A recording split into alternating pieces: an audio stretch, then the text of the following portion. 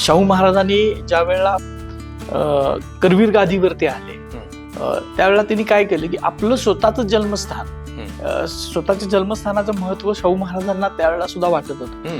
म्हणून त्यांनी हा जो बावडा बंगला आहे किंवा ही जी इमारत आहे ही घाटगेंच्याकडून परत घेतली आणि त्यांना दुसरी इमारत जिल्हा परिषदेसमोर तिथं दिलेली आहे. आणि त्यावेळेपासून ही इमारत परत करवी छत्रपतींच्याकडे आली. आणि त्यानंतर शाहू महाराजांच्या नंतर राजाराम महाराजांच्याकडे होती.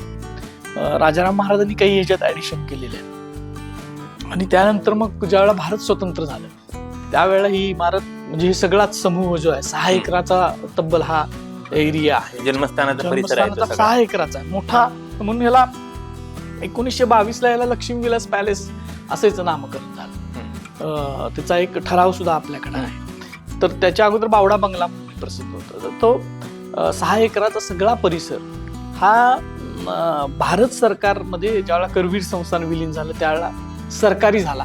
आणि त्यावेळेपासून ते 1974 पर्यंत म्हणजे शाहू महाराजांचं जन्म शताब्दी वर्ष त्यावेळेपर्यंत ही इमारत सरकारी रेस्ट हाऊस म्हणून वापरात होती. म्हणजे ह्याच्यामध्ये खूप ऍडिशन्स झालेले होते. म्हणजे आता आम्ही 2000 पासून इथे येतोय. 2007 ला तर आंदोलन झालं की या ठिकाणी खूप असे खोल्या केलेल्या होत्या वेगवेगळ्या.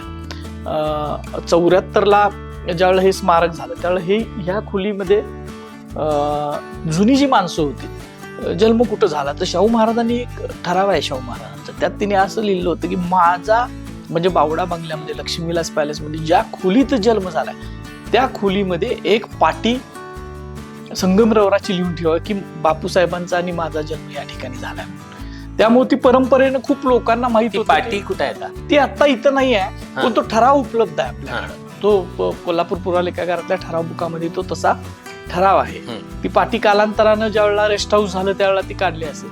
पण खूप लोकांच्याकडनं ही म्हणजे आता मी स्वतः या ठिकाणी लीलाक्का जाधव म्हणून होत्या ज्या शाहू महाराजांना जर त्यांनी पाहिलेलं होतं लहान असताना आणि राजाराम महाराजांच्या बरोबर सुद्धा त्या शिकारीला म्हणजे त्या एक प्रिन्सेस म्हणून राहिलेल्या होत्या. तर त्या इथं राहिलेल्या होत्या.